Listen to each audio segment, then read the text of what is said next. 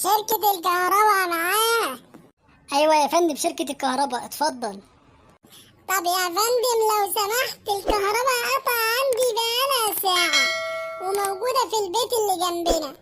طيب لحظة واحدة يا فندم، ممكن تبص حضرتك تاني على البيت اللي جنبكم كده؟